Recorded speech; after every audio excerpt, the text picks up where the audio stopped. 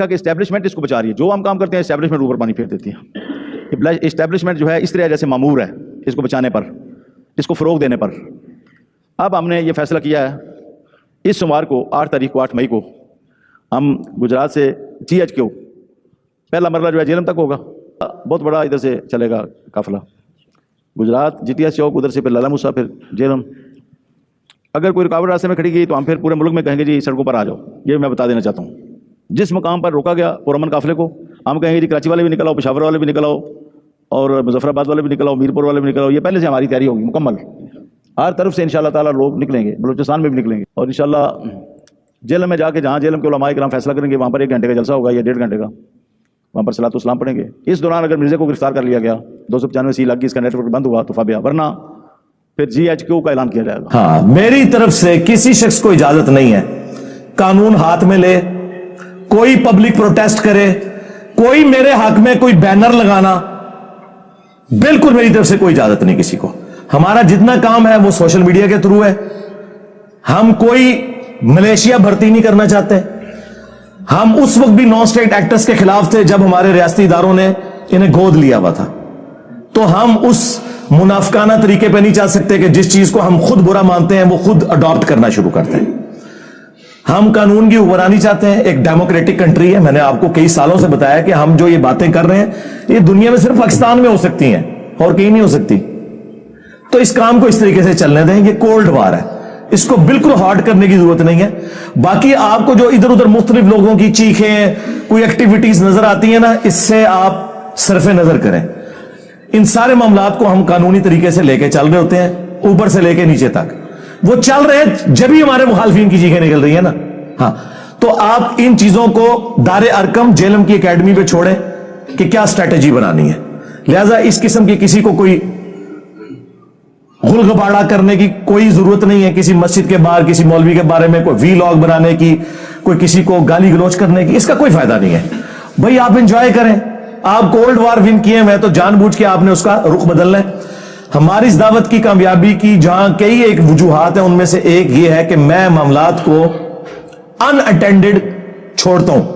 کبھی بھی میں پبلک کے اندر اس کو اس طریقے سے نہیں لے کے آتا جو میری ذات سے متعلق ہوں یا ہماری اکیڈمی کی سیکیورٹی سے متعلق ہوں. ضرورت ہی کوئی نہیں. آپ چپ کر کے اپنا کام کریں. یہ پانی کے بلبلے ابھرتے ہیں, ختم ہو جاتے ہیں.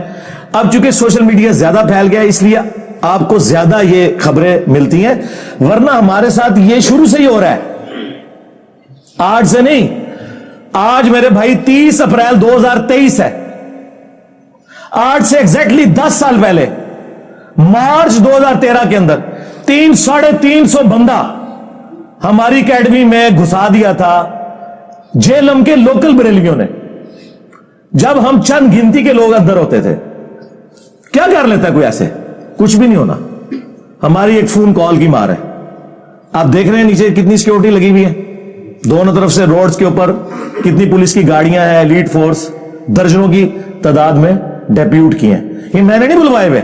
ہاں, یہاں پہ آگے کوئی اگر غلط ایکٹیویٹی پرفارم کرتا ہے نا تو وہ میرے سے اس کا کوئی لینا دینا نہیں ہے, کیونکہ ہم تو کولڈ وار کر رہے ہیں.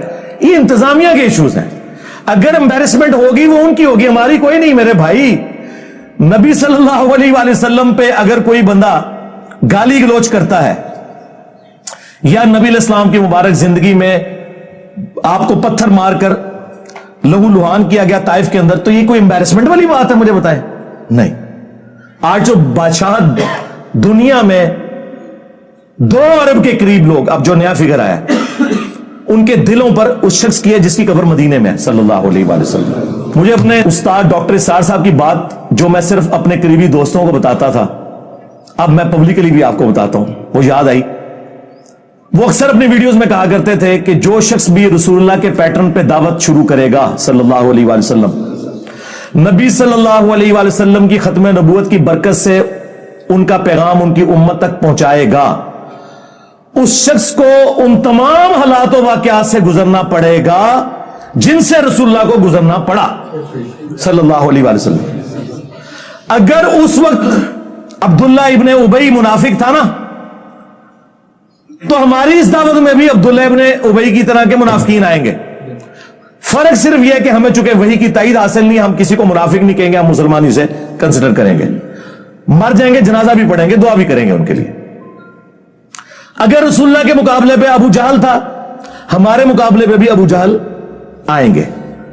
اگر رسول اللہ کے ساتھیوں میں دلیر لوگ تھے، ہمارے اسٹوڈنٹس میں بھی نبی صلی اللہ علیہ وآلہ وسلم کی ختم نبوت کے مجاہد دلیر موجود ہوں گے۔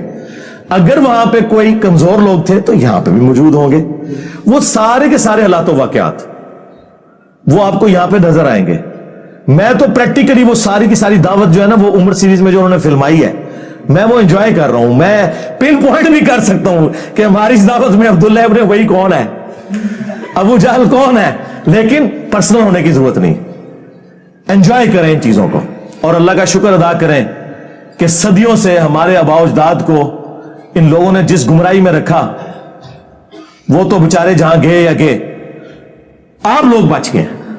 جس طرح وہ آپ کو پتا ہے جب نبی علیہ السلام مکے میں داخل ہوئے تو حضرت ابو سفیان رضی اللہ تعالیٰ عنہ کی جو بیوی تھی ہند رضی اللہ تعالیٰ عنہ، مسلمان ہوگی، صحابی ہیں، تو انہوں نے کس طرح وہ بت گرائے اور پھر وہ روئیں، اور انہوں نے کہا کہ مجھے سمجھ نہیں آ رہی کہ میں اس بات پہ روؤں کہ میں اپنے باپ اور بھائیوں کے قتل کا بدلہ محمد سے نہیں لے سکی، یا اس بات پہ روؤں کہ میرے باپ اور بھائی نبی صلی اللہ علیہ وسلم کی مخالفت کرنے کی وجہ سے جہنم کی آگ میں جل رہے ہیں۔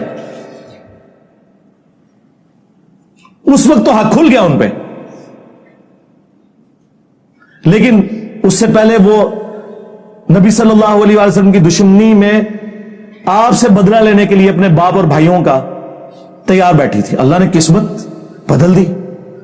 آپ بھی ان کی طرح اس چیز پر خوش ہو کہ ہمارے آباء و اجداد جہاں بھی گئے وہ اللہ کے سپرد، لیکن کم از کم اللہ تعالیٰ نے ہمیں اور ہماری آنے والی نسلوں کو اس شخص کے ساتھ جوڑ دیا جس کی قبر مدینے میں ہے، صلی اللہ علیہ وآلہ وسلم۔ یہ تھوڑی کامیابی ہے۔ تو میرے بھائی یہ کولڈ وار ہے، ٹھیک ہے، ان کے پاس کوئی بہانہ نہیں ہے ہمیں زہر کرنے کا، اللہ کے فضل سے۔ یہ کہتے تھے مشہوری کے لیے کر رہا ہے، اور اللہ کے بندو تمہارے تمام ٹی وی چینلز کے، چاہے سیاسی پروگرام ہو چاہے مذہبی پروگرام ہو، تمہارے سارے بڑے بڑے علماء نام لیے بغیر پوری دنیا میں جتنے، ان کے پروگرام دیکھ لو، ہمارے اس پلیٹ فارم سے زیادہ کسی کی ویورشپ ہے؟ الحمدللہ۔ جبکہ کوئی مدرسہ نہیں، کوئی مدرسے کے اسٹوڈنٹ نہیں بھرتی کیے ہوئے، کوئی چندہ بک نہیں، کوئی مسجد نہیں، اور اس سے بڑھ کر چندے ان کو دیتے ہیں، نمازیں ان کے پیچھے پڑھتے ہیں۔ یہ سارے ایک دوسرے کو کافر سمجھتے ہیں، ہم ان سب کو مسلمان سمجھتے ہیں۔ تھوڑی کامیابی ہے اللہ کے فضل سے۔ تو یہ کولڈ وار ہے، ہم ون کر رہے ہیں، ہمیں کوئی ضرورت نہیں ادھر ادھر اپنی ایکٹیویٹیز میں پڑھنے کی، ٹھیک ہے۔ رہ گئے قانونی معاملات، وہ صرف جیلم اکیڈمی دار ارکم نے دیکھنے ہیں۔ ہم ساری باتیں پبلکلی نہیں ڈسکس کر سکتے کہ ہم قانون معاملات کو کس لیول کے اوپر مینج کر رہے ہوتے ہیں آئین اور قانون کے دائرے کے اندر۔ بس ان چیزوں کو پبلکلی ڈسکس کرنے سے ان کی چیخوں کے ساتھ کچھ اور بھی نکل جائے گا، اس لیے ان کو کم از کم اس قابل رہنے دے کہ یہ نماز تو پاک صاف کپڑوں میں پڑھا کریں نا جو پڑھتے ہیں۔ تو اس لیے نا ان چیزوں کو پبلکلی ڈسکس کرنے کی ضرورت نہیں ہے، آپ لوگ اپنا کام جاری رکھیں جس طریقے سے بھی ہے، کوئی ایکسٹرا جوڈیشل ایکٹیویٹی پرفارم نہیں کرنی۔ تو یہ دعوت میں جو اس قسم کے معاملات آتے ہیں نا، یہ آتے ہیں۔ ابھی تو آپ دیکھیں اللہ کا شکر ہے کہ جہاد اور قتال کی جو سب سے بڑی آزمائش ہے اس سے ہم نہیں گزر رہے، کنٹریز بن چکے ہیں، ملکوں کی فوجیں ہیں۔ ورنہ آپ ذرا صحابہ کرام اور اہل بیت کی قربانیوں کو دیکھیں، وہ اپنے چھوٹے چھوٹے بچوں کو، بیویوں کو چھوڑ کے جانصاری کے ساتھ میدان جنگ میں جاتے تھے، واپسی پہ ان کی لاشیں بھی مسلح ہوئی بھی گھر واپس آتی تھی۔ آپ کو تو یہ نہیں کرنا پڑ رہا، تو چار گالیاں اگر کوئی سن لیتا ہے تو اس سے کیا فرق پڑتا ہے؟ شکر کرے کہ ہم انگلی کٹا کے صحابہ کرام کی جو وہ لمبی لائن ہے اس میں اینڈ میں جا کے بھی کھڑے ہو جائیں، اہل بیت کی قربانیوں کی جو لائن ہے اس میں اینڈ پہ بھی جا کے کھڑے ہو جائیں، انگلی کٹا کے شہید بن جائیں، تو اور کیا چاہیے؟